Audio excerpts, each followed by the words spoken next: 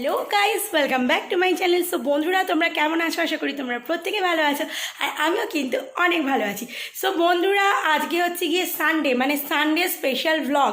আর ব্লগটা কিন্তু আজকে প্রচণ্ড ইন্টারেস্টিং হতে চলেছে। তার কারণ কি বলো তো, আজকে আমরা হচ্ছে গিয়ে মাকে আনতে যাচ্ছি। তো দুদিন ধরে তো প্রচণ্ড মানে বৃষ্টি টিষ্টি হয়েছে, চারিদিকে একদম জল হয়ে গেছে। সো আজকের ওয়েদারটা না প্রচণ্ড ভালো। আর হচ্ছে মা যেহেতু আসবে, মা কিন্তু নিজে আসার রাস্তা কিন্তু নিজেই দেখো ক্লিয়ার করে নিয়েছে। আজকে একদম রোদ উঠেছে, জানি না হয়তো বিকালের দিকে বৃষ্টি হলেও হতে পারে, তার কারণ এখনকার আবহাওয়াটা তো সম্পূর্ণ অন্যরকম, এই ভালো তো এই খারাপ। তো সকালে উঠে স্নান টান করে একদম রেডি হয়ে নিয়েছি। আর তোমাদের জন্য আছে দুটো নিউজ, একটা ব্যাড নিউজ বলতে পারো, একটা গুড নিউজ। সো গুড নিউজটা হচ্ছে কি, এবছর দুর্গাপুজোয় আমরা কলকাতায় থাকছি। আর ব্যাড নিউজ হচ্ছে কি, আমার চ্যানেলের যারা নিয়মিত দর্শক তাদের জন্য। তোমরা জানতে যে আমরা পুজোতে ঘুরতে যেতাম, আর তোমাদের সেই আপডেট আমি 4 মাস আগে থাকতে দিচ্ছি। কিন্তু দুঃখের বিষয়, একটা বিশেষ কারণে আমরা ঘুরতে যেতে পারছি না, আমাদের ট্যুরটা একটুখানি পিছিয়েছে। হ্যাঁ, এটা একেবারেই না যে আমরা ঘুরতে যাচ্ছি না, যাব, কিন্তু জাস্ট কটা দিন পর। সে কারণটা তোমাদের একটু বলে দিই আগে, চলো। তো আমরা তো মানে ট্রেনের টিকিট করিয়েছিলাম, আর আমরা কোথায় ঘুরতে যেতাম সেটা তোমাদের বলা হয়নি, তো বলেই দিই।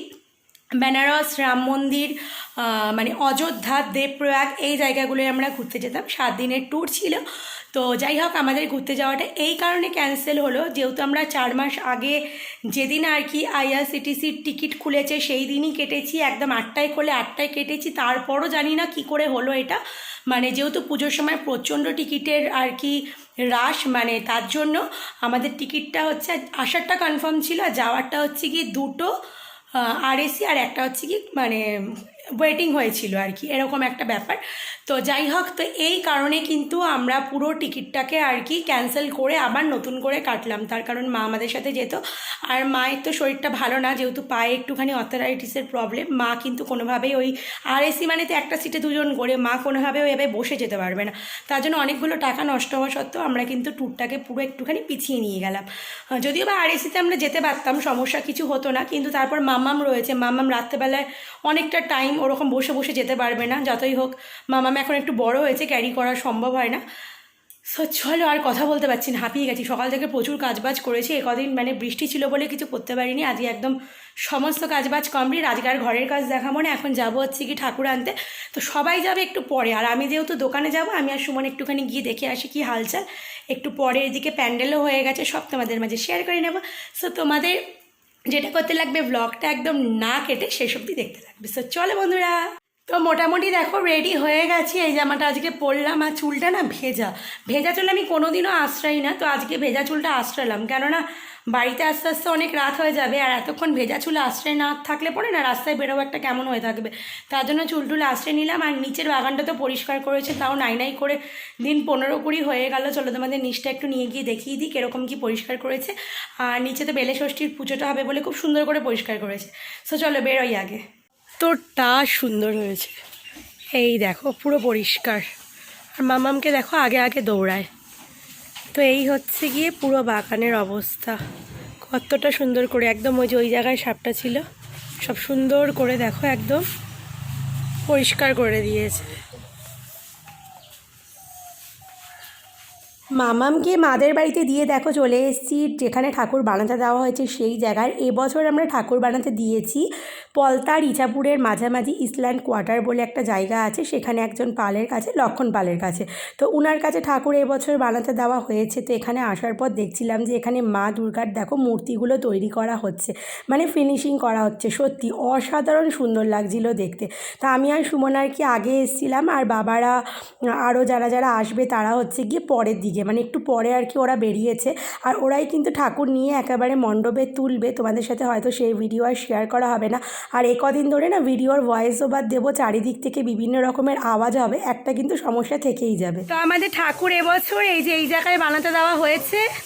আর এখানে দেখো ঠাকুর অলরেডি তৈরি হচ্ছে, দেখো মায়ের মূর্তি কি সুন্দর লাগছে দেখতে। এগুলো এখন রেডি হচ্ছে।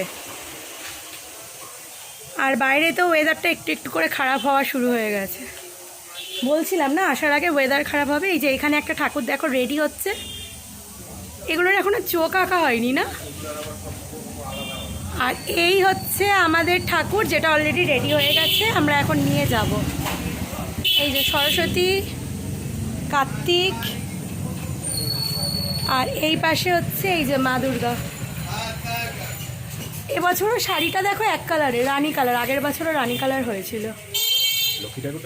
হ্যাঁ এই যে গণেশ, এই যে লক্ষ্মী। তো এখন ঠাকুর নিয়ে মণ্ডপে যাওয়া হবে, আর তোমাদের একটু পরে আমি দেখাবো বাড়িতে গিয়ে কীরকমভাবে কি রাখা হলো, আর প্যান্ডেলটাও দেখাবো। ঠাকুরের ওখান থেকে আসলাম সরাসরি দোকানে, আর এখন দোকান খুলবো, আর দোকানের সামনে জলটা চলো তোমাদের দেখাই। বৃষ্টি নেই তাও দেখো কত জল, রোদ উঠেছে, মানে একদম বন্যা হয়ে গেছে। দাঁড়াও তোমাদের ব্যাক ক্যামেরা করে দেখাই। এই হচ্ছে জলের পরিস্থিতি, কত জল, পুরো রাস্তাতে জল।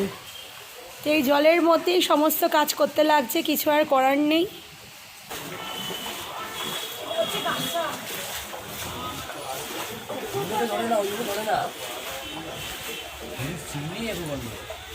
ছিঁড়ে গেলেই পড়ে যাবে।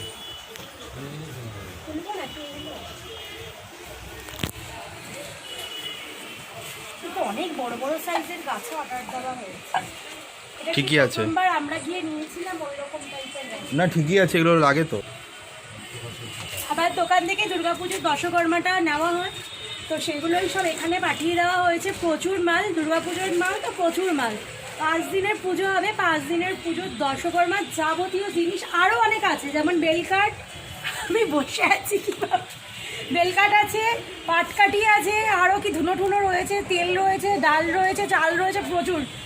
একটা টোটো পুরো মানে ভর্তি হয়ে যাবে, এত মাল রয়েছে। অলরেডি কিছু গেছে গিয়ে, শাড়ি, গামছা, ধুতি, ওগুলো অলরেডি আমি অল্প অল্প করে নিতে নিতে বাড়িতে স্টক করেছি। আর এখানে হচ্ছে সব কিছু রয়েছে, এগুলো এখন হচ্ছে নিয়ে যাব। তো মা আসছে, এগুলো সব নিয়ে যাবে টোটো করে। এখানে সব কিছু মানে গোছগাছ করা চলছে এখন। আর এটা হচ্ছে গিয়ে ফুলের খড়ম। আগের বছর ছোটো ছোটো সাইজের খড়ম দেওয়া হয়েছিল, এই খড়মের এটা দেখা দেয়। তো আগের বার ছোটো সাইজের দেওয়া হয়েছিল, এবার একটু বড় সাইজের। আর এই যে হচ্ছে কি দুর্গা ঠাকুরের সজ্জা, বালিশ, কি সুন্দর দেখো, বালিশের ওষার নেই, কিন্তু এটা এত সুন্দর করে ফিনিশিং করা, মনে হচ্ছে ওষার করানো রয়েছে। আর সকালবেলায় স্নান টান করে সাজুগুজু করে বেরিয়েছি, তার মধ্যে একে তো রাস্তায় জল, আর এখানে হচ্ছে কি এই সমস্ত নোংরা চোংরা এখন ঘাটতে মানে হবে আর কি। দোকানও চলবে একদিকে, একদিকে এই সমস্ত চলবে। আর এই হচ্ছে মায়ের অস্ত্র, পুরোটা খুলে দেখাচ্ছি না। আগের বার নেওয়া হয়েছিল 9 পোয়া, তো এবার একটুখানি ছোটো সাইজ আনা হয়েছে 8 পোয়া। এখন আর খুলছি না, গোল্ডেন কালার, কি সুন্দর লাগছে। তো মাকে তো আজকেই পরানো হবে হাতে, রাত্রেবেলায় তোমাদের বাড়িতে গিয়ে দেখাবো। এখন এই যে দড়ি টড়ি দিয়ে বাঁধা রয়েছে, তো খুললে পরেই পুরো মানে প্যাকিংটা নষ্ট হয়ে যাবে, তার জন্য খুলে দেখাচ্ছি না।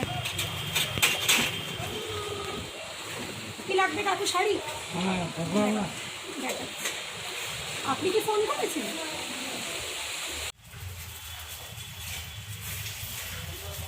এই যে এখানে দে ওনাকে, উনি দেখুন।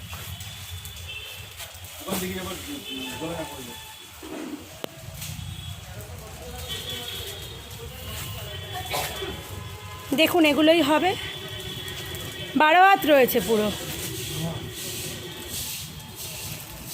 তো এখানে দেখো মারা চলে এসছে, আর দেখো রাস্তায় কত জল তার মধ্যে।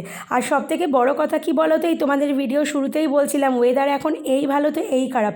তো সমস্ত মাল দেখো গোছগাছ করে ব্যাগের মধ্যে সব ভরে ভরে দিচ্ছিলাম। আর মাটির জিনিস প্রচুর, তো একটুখানি মানে টোকা লাগলে পরেই না ভেঙে যাবে। তারপরে এই মোমবাতি একটু ভেঙে গেলেই পুরোটাই হচ্ছে গিয়ে বাতিল। আর দুর্গাপুজোর জিনিস মানে তো প্রচুর জিনিস, সব কিছু যদি ঠিকঠাক করে গুছিয়ে না দিই, আর পুজো করার টাইমে যদি কম পড়ে, তখন কিন্তু হয়ে যাবে সমস্যা। আর এবছর না প্রত্যেক কটা পুজোই কিন্তু মানে রাতের দিকে পড়েছে, দিনের বেলায় কোনো পুজো নেই। আর এইদিকে দেখো মাদেরকে সুমন আর এই যে আমাদের দোকানে থাকে পুকান, ও হচ্ছে সব কিছু গোছগাছ করে না জিনিসপত্রগুলো টোটোর মধ্যে তুলে দিচ্ছিল। আর মারা বেরোতেও আর কি পারেনি, টোটোয় উঠতে উঠতে না নেমে গেছে মুষলধারে বৃষ্টি। আর ফাইনালি বাড়ি আসতে আসতে না ওরা একেবারে পুরো একদম ভিজে, জিনিসপত্র সব ভিজে নষ্ট হয়ে গেছে। তাও প্লাস্টিক দেওয়া ছিল বলে খুব যে একটা নষ্ট হয়েছে তা না, কিন্তু ওরা কিন্তু পুরো একেবারে ভিজে গেছে।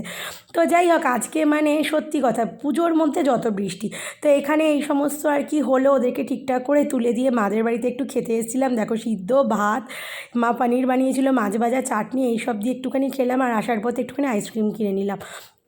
তো আজকে সারাটা দিন আমার হচ্ছে গিয়ে দোকানে কেটেছে, একেবারে সেই রাত্রেবেলা অবধি।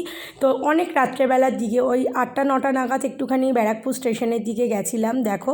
আর ব্যারাকপুর স্টেশনে এবার সব অসাধারণ, মানে পুরো ব্যারাকপুরে এবার প্রচুর থিম প্যান্ডেল, প্রচুর সুন্দর সুন্দর দুর্গাপুজো হচ্ছে।